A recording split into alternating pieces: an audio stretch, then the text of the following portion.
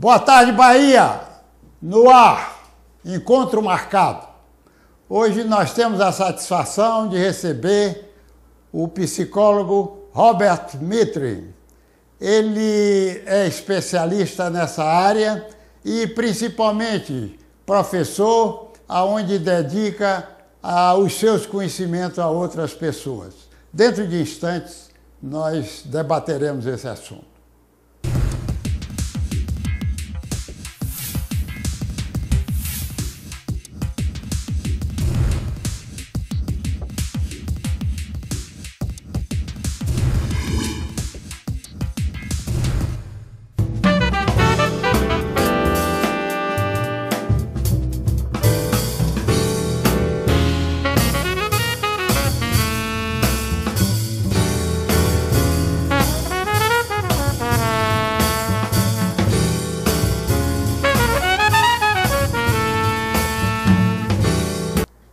Meu caro Robert, se me permite, a satisfação muito grande de tê-lo aqui conosco.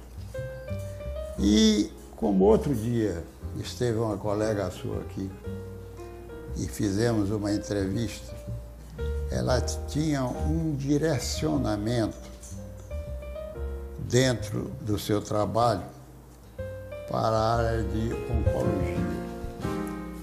E exatamente para nós termos uma ideia, e eu lhe pergunto, dentro da psicologia, você tem alguma predileção ou alguma parte que você se dedica mais? Sim, doutor Luiz, boa tarde em primeiro lugar. Na psicologia eu me dedico à clínica e dentro da clínica eu me dedico mais aos transtornos depressivos, os transtornos de ansiedade, os transtornos de estresse. Né? Foi essa a linha que eu encontrei para trabalhar, onde eu me adaptei melhor, onde eu tive maior afinidade. Então, hoje eu trabalho com depressão, estresse e ansiedade. Basicamente isso. Agora, será que você, na sua vinda lá do Paraná, de uma cidade linda, Curitiba, o que é que você achou aqui da nossa Salvador? Realmente uma amenidade. Sim, quando nós moramos no Sul, a ideia que nós temos de Salvador e da Bahia é que é a terra da alegria, né? É a terra do sol, é a terra da satisfação. E eu fui surpreendido pelo nível de estresse que eu encontrei entre os baianos, particularmente os soteropolitanos, que vivem em uma cidade bastante congestionada, tudo é muito demorado, o deslocamento sempre toma muito tempo, as pessoas acabam entrando em processos de estresse acentuado. Então eu encontrei nos soteropolitanos um nível de estresse bastante acentuado que eu não esperava. Inclusive na minha saída de Curitiba, o que as pessoas, meus colegas diziam era exatamente isso: você vai fazer o que lá? Num lugar onde as pessoas têm praia, tem sol, tem alegria, tem festa, tem tudo, você vai morrer de fome. E eu acabei vendo que não era bem essa a verdade. As pessoas acabam sofrendo de um nível de estresse alto e muitas pessoas aqui, soteropolitanos, e eu vejo também no interior onde eu dou aula, também tem um nível de depressão que está começando a tomar conta. Né? Então, a primeira impressão, ou melhor, o primeiro desejo é que eu não ia ter o que fazer. Né?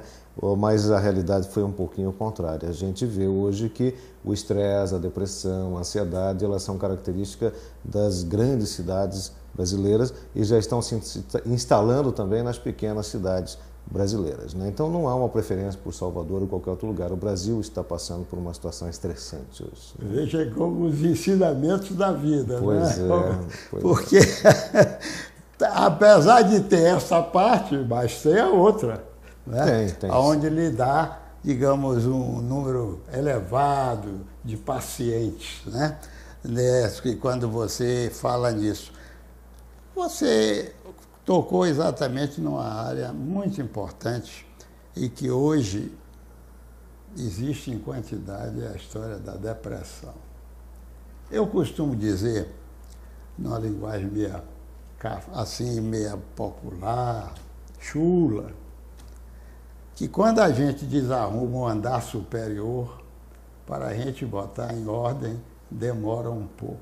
Demora. Porque não é fácil quando você entra dentro de um processo depressivo e que você encontra, digamos, os meios suficientes para que você recupere dessa parte. Não só da parte medicamentosa, mas exatamente da assistência psicológica.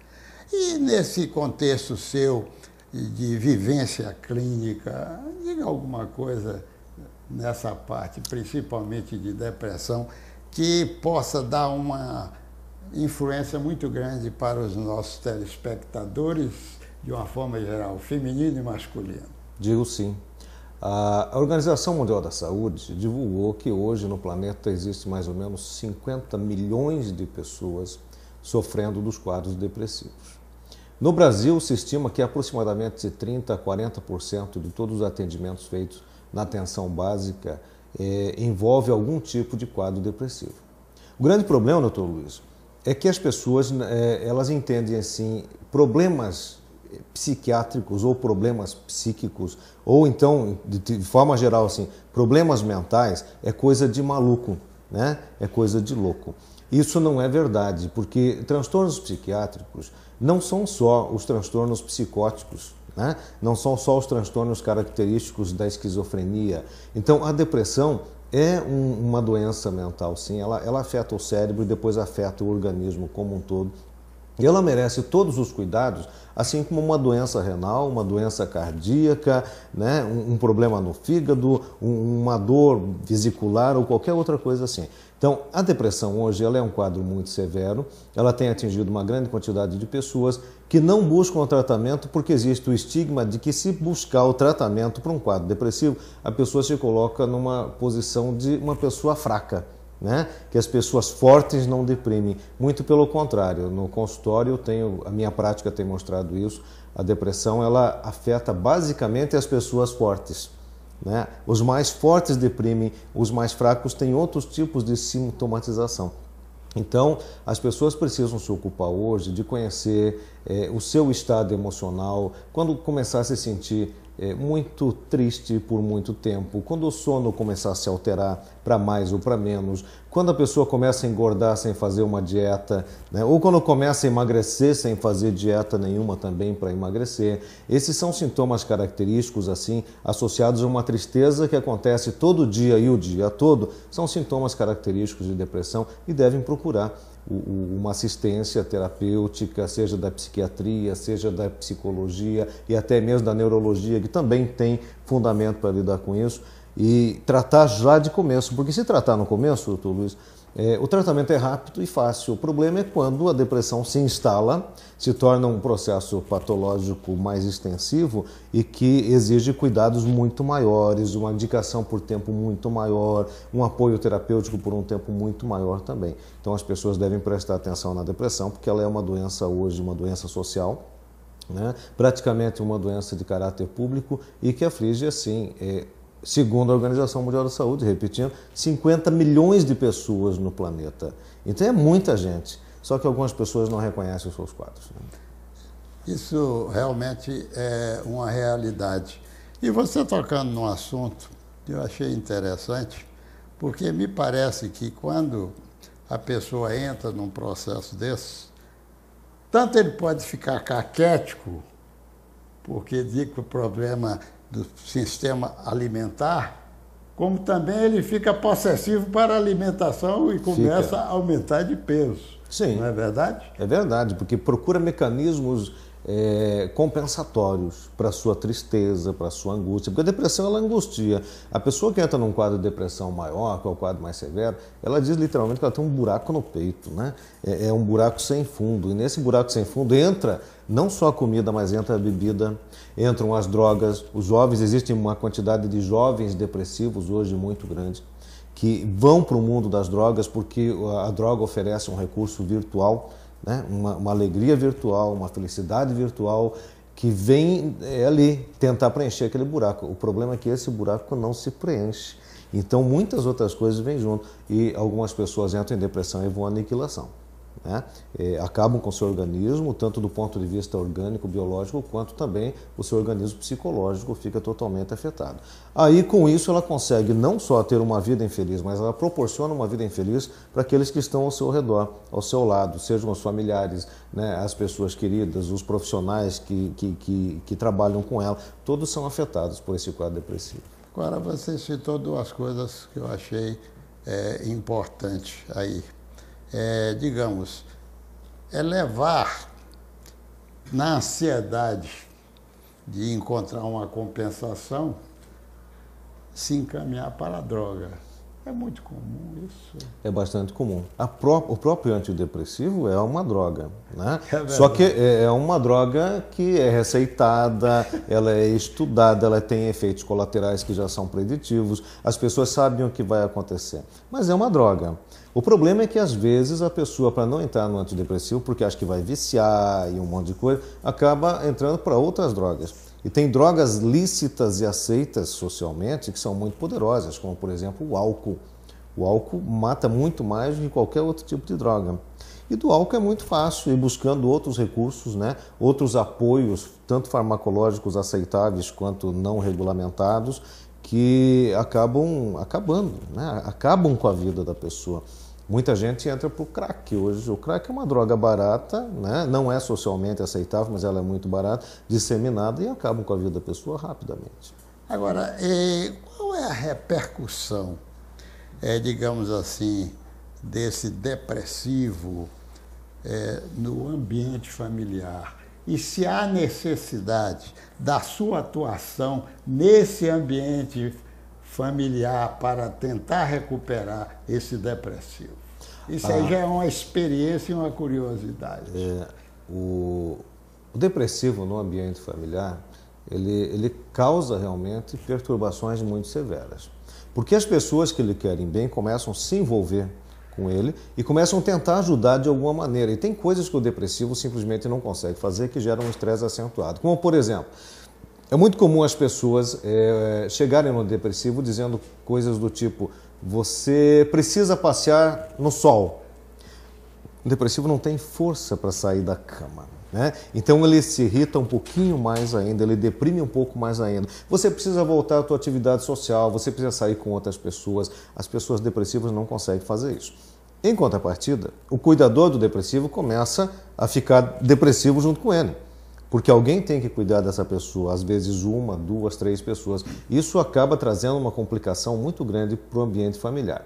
E, terapeuticamente, atuar no ambiente familiar é muito complicado, né? Porque tem toda uma dinâmica familiar que, quando nós chegamos no aspecto terapêutico, essa dinâmica ela se transforma. Nós nunca estamos tratando de fato aquilo que é a verdade. A dinâmica se transforma um pouquinho.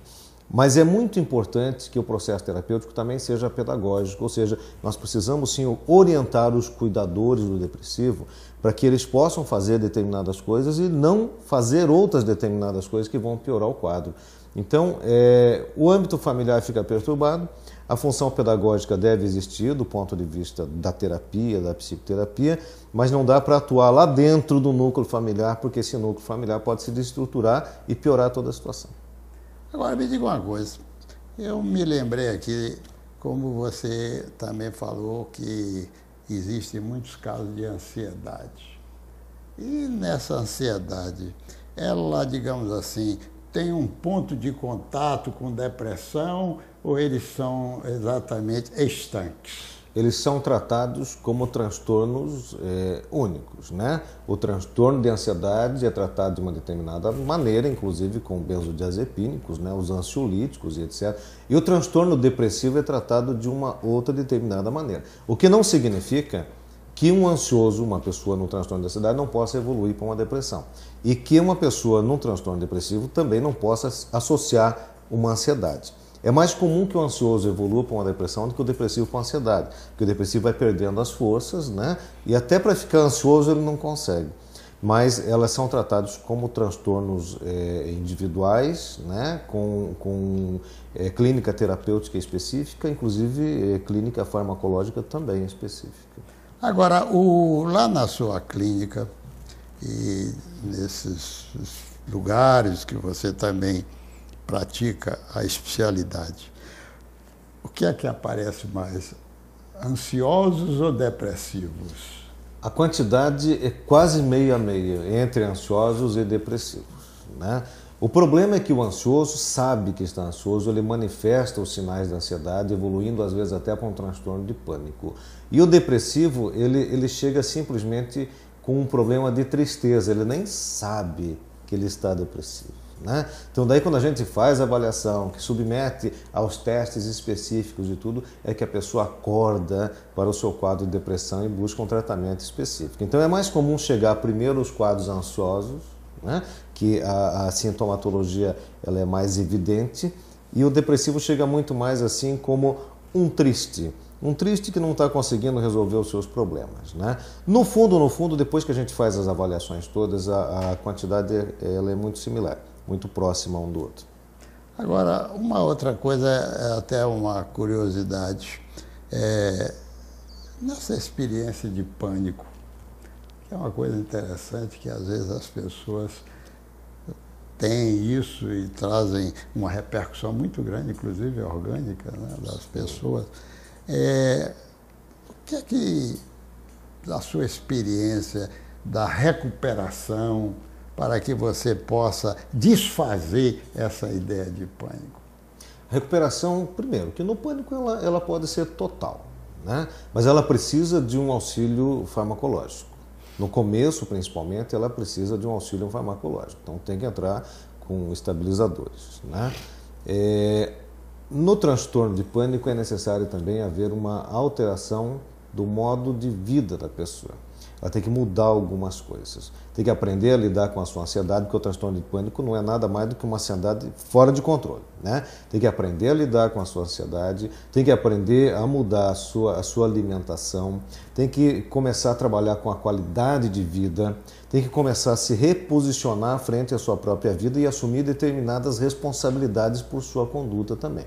O problema é que quando evolui para o transtorno de pânico, já tem alterações também metabólicas no organismo. Por exemplo, alguns estudos mostram que a pessoa, quando está vivendo o transtorno de pânico, o cérebro dela fica muito suscetível ao CO2, né?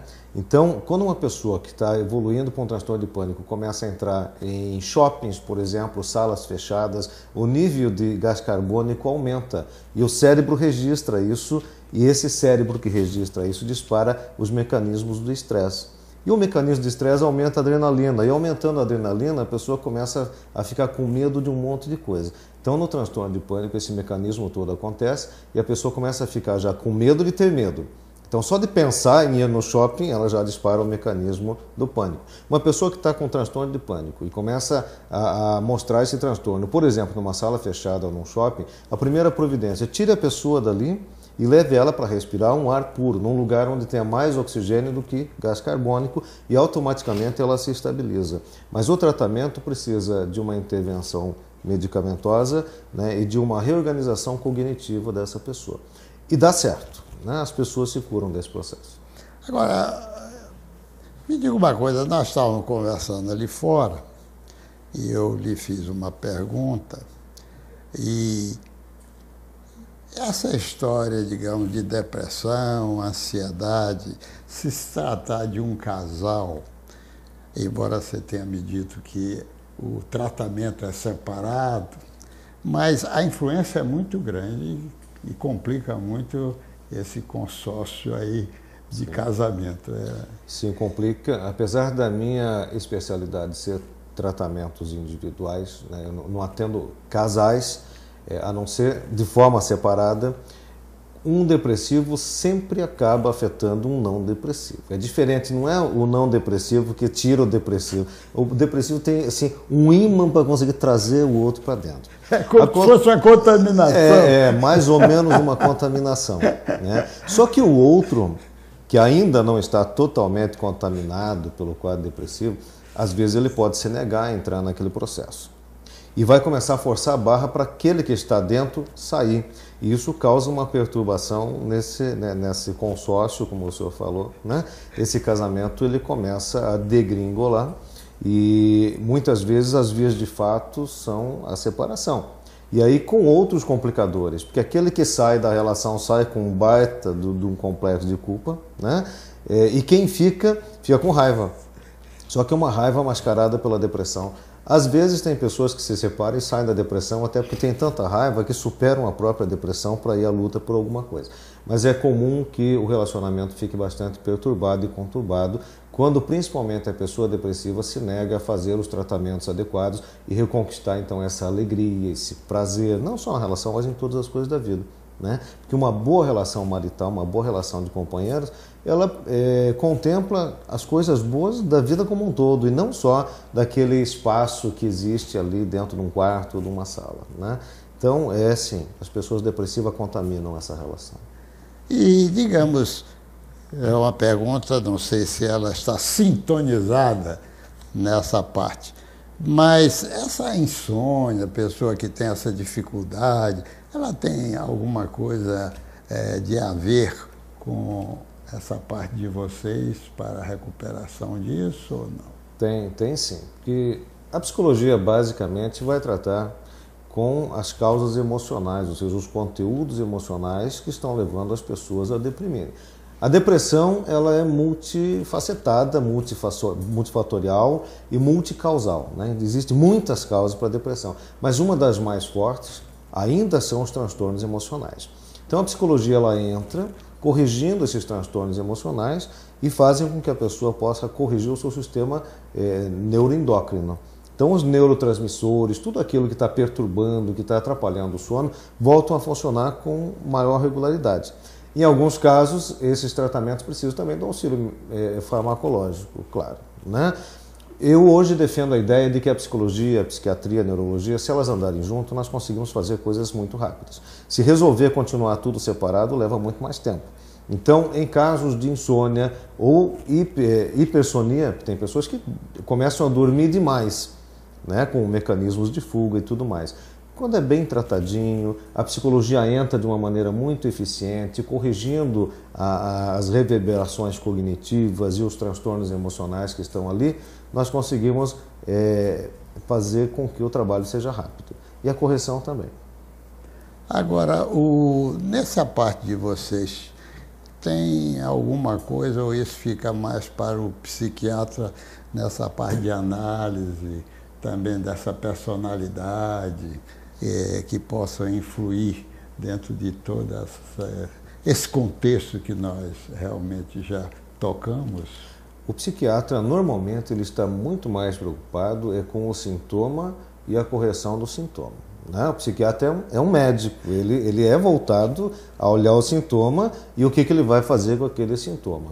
Alguns psiquiatras com formação mais psicodinâmica se envolvem um pouquinho mais em descobrir o que está por trás desse sintoma, as causas, né? Mas na grande maioria das vezes o psiquiatra ele entra com a medicação e a psicologia entra então com a investigação dessa estrutura de personalidade, desse sintoma que está envolvido, da história pregressa de vida emocional da pessoa, como é que ela conseguiu chegar nesse estado e como é que ela vai fazer para sair disso. Alguns psiquiatras, alguns neurologistas, então, com alguma formação mais específica, também entram para fazer essas avaliações, mas é mais raro, é mais comum que essa avaliação vá cair no campo da psicologia.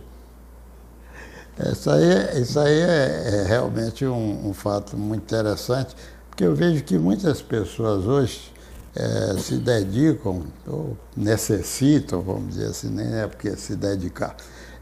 O dedicar é uma necessidade, né?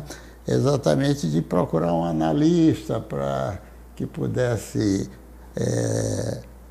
exacerbar ou tirar tudo aquilo que está dentro do seu eu, né?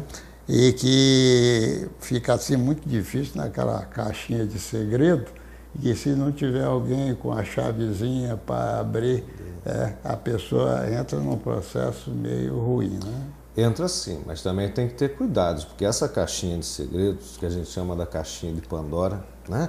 Que o cérebro, a mente humana, né? Aquilo que está fazendo esse cérebro se movimentar, ela é cheia de coisas que às vezes não precisam vir à tona também.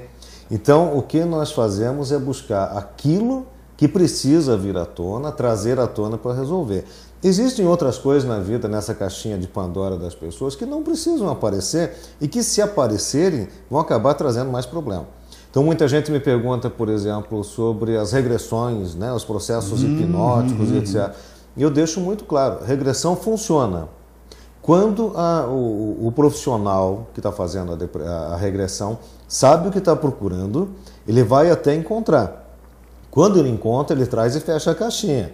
Porque ele sabe que outros bichinhos estão vindo lá de dentro, né? Agora, quando as pessoas vão fazer regressão de forma aleatória, através de um anúncio colocado num vidro qualquer, de um trabalho terapêutico muito barato, elas correm o risco dessa pessoa abrir a caixinha, porque consegue, existem técnicas para isso. O bichinho que estava incomodando sai e os outros vêm junto. A pessoa tinha um problema e acaba saindo de lá com 10. Então é um processo muito perigoso, né? Nós precisamos cuidar muito com isso. Essa busca, ela existe, ela é sistemática, existem técnicas para isso, funciona, a hipnose também funciona, mas tem que ser feito com gente gabaritada, senão vai ter problema.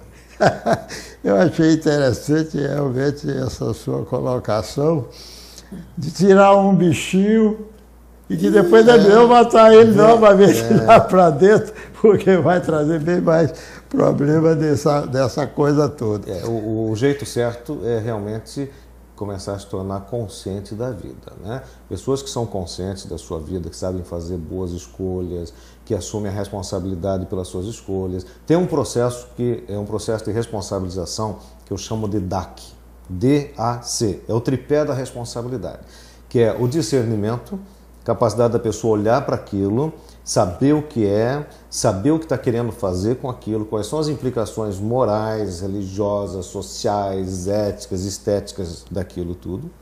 A ação, que é a segunda perna desse tripé, desse DAC, né? Que é, já que decidiu, faça. E o C é a consequência, né? Que é a pessoa poder se perguntar sempre, eu posso arcar com as consequências disso que eu vou fazer? Quando essas pessoas agem assim, muito raramente são pessoas deprimidas, porque elas sabem o que está acontecendo, sabem até onde elas podem chegar com as decisões e sabem que podem arcar com a responsabilidade dos seus atos, né? Que é a consequência direta. Então, as pessoas que agem assim, que têm responsabilidade, que sabem lidar com a sua vida no dia a dia, elas raramente entram em processo depressivo. Agora, na sua prática, uma curiosidade, essas coisas evoluem porque o paciente começa a ter uma confiança muito grande naquele profissional que o está examinando, encaminhando e tal. Isso é verdade? Isso é verdade. A empatia, ela corresponde hoje a praticamente, não só na psicologia, mas na medicina, né? Qualquer terapia, porque terapia ajuda, ela corresponde a praticamente 40%, 50% de todo o processo terapêutico, né? Que é a empatia, a confiança no profissional. Então isso acontece lá na sua especialidade médica, acontece na minha, né? Que é a psicologia. E qual de nós não gosta de estar tratando com um profissional que a gente tem confiança? Só que para chegar nesse estado de empatia e confiança, o profissional também tem que ter confiança em si, saber o que está fazendo, né? Acreditar que sabe as respostas para aquilo que está sendo procurado, senão o que a gente transmite é só um estado de pseudo-desconfiança. A pessoa já olha e diz assim, não, mas essa pessoa não sabe o que está dizendo, parece que está com medo, quando eu trouxe o meu problema, a pessoa parece que reagiu com medo. Isso acaba com a empatia. Tanto é que as pessoas vão procurar outros profissionais. Então, a empatia, a confiança é praticamente 40%, 50% da cura. Quer dizer que termina trazendo uma repulsa, né? Traz uma repulsa. Isso acontece. Eu recebo no meu consultório muitas pessoas que já vieram de muitos outros profissionais. Não só profissionais da psicologia, mas também da psiquiatria e tudo mais. E a queixa é sempre a mesma. Poxa, eu estava lá, mas eu não me sentia à vontade, a pessoa não me transmitia confiança, parecia que não estava o que fazer, não sabia o que estava fazendo, né? Então, as pessoas vêm e quando encontram um profissional, às vezes eu, às vezes outros profissionais, onde essa confiança parece se externalizar, nossa, o processo flui assim de uma maneira muito rápida, é muito gostoso, muito tranquilo, né? Até para a gente também, como terapeuta, de ver o trabalho acontecendo, né? É muito bom. Muito bom. Ai, doutor Roberts, eu acho que nós tocamos em vários problemas e que pudessem esses problemas trazer alguma elucidação, alguma instrução para o nosso público que nos assiste.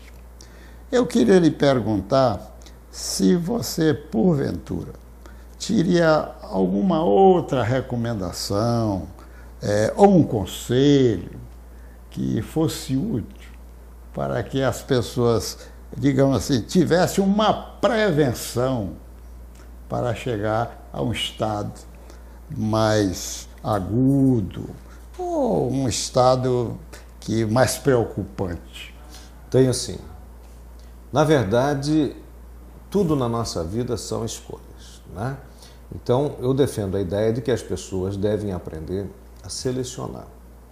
Nessa seleção, o telespectador que estiver ouvindo pode anotar num papelzinho. Separe aquilo que é do eu, aquilo que é do outro e aquilo que é do ambiente. O que é do eu? O que é do eu é tudo aquilo sobre o que você tem influência e comando. O que é do outro é tudo aquilo que você tem influência, mas não tem comando. E o que é do ambiente? Do ambiente é tudo aquilo em que você não tem influência e não tem comando. Conseguindo fazer essa separação, agora deixe de lado tudo aquilo que é do outro e do ambiente. Fique só com aquilo que é do seu, e daquilo que é do seu você coloque toda a sua energia ali. Ou seja, se você pode influir e pode resolver, faça. Se você achar que não pode resolver, não faça. Mas não conte com aquilo que é do outro. O outro, no máximo, você pode influenciar, mas ele tem respostas próprias, ele tem vida própria e você pode se decepcionar muito. A maioria das depressões começa com uma decepção muito grande. Nós esperamos que o outro reaja segundo os nossos desejos e nossas vontades e ele não faz isso, né? Então afaste o que é do outro, o outro decide o que ele vai fazer. Afaste o que é do ambiente, por exemplo, a chuva, o calor, o sol, você não tem como interferir nisso. Você pode até organizar um churrasco, né? E querer que naquele dia faça sol, mas bem naquele dia choveu e você não tem nada que fazer com aquilo, não adianta se deprimir. E aquilo que é seu, aquilo que é da sua conduta, aquilo que você pode analisar a respeito da sua vida, das decisões que você pode tomar, nisso você aplique toda a sua energia e eu garanto a você, 70% da sua vida será maravilhosa. Os outros 70% talvez exista ainda a influência do outro, né? Mas daí já não é um problema que você pode resolver. Dizia um amigo meu de Curitiba, se aquilo que me incomoda tem solução, eu não me preocupo. Agora, se aquilo que me incomoda não tem solução, eu não me preocupo mesmo, né? Então, só resolva aquilo que é seu e o resto, paciência. Você deixa andando, que uma hora vai se resolver. Os norte-americanos, que gostam muito de números, fizeram uma pesquisa 2 ou 3 anos atrás e descobriram que 70% dos problemas que nós temos na vida não existem. São problemas que nós criamos na nossa mente, na nossa cabeça. Sobra 30% de problemas só resolver. Se você começar a prestar atenção nisso, vai sobrar mais tempo para você ir para a praia, para você ir para a balada, para você ir para a festa, para você ir para a igreja, para você namorar, para fazer um monte de coisa. Aí você gasta o que precisa resolvendo o problema, né? Eu acho que de forma prática, assim, em função de tudo que nós falamos, é o que eu posso deixar de melhor recomendação hoje para os nossos telespectadores. Eu acho muito interessante. E tenho certeza absoluta que vocês, telespectadores, tenham aproveitado desses ensinamentos, viu? E eu fico muito gratificado. E quero lhe agradecer, meu doutor, por essa oportunidade de você trazer todas essa sua vivência profissional e até agora, nesse final, preventivos, né? Para que essas pessoas possam se beneficiar dessa prevenção.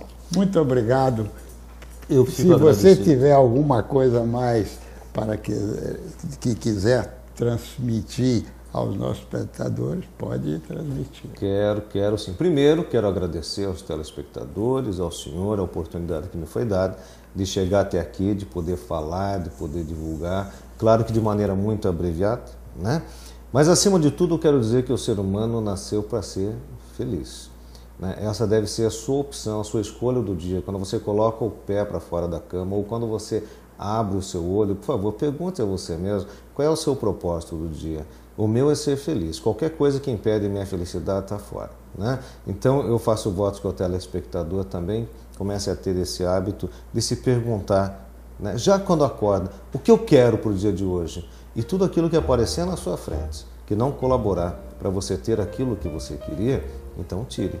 Você pode optar por ser feliz, você pode optar por ter paz, e você pode optar, inclusive, por conseguir confusão. O que eu quero hoje é arrumar uma confusão. Pode ter certeza que você vai conseguir. Da mesma maneira, se a sua opção for eu quero ter paz, você também vai conseguir. Essa é a minha última saudação aos telespectadores. Pronto, está aí um grande ensinamento. Até a próxima.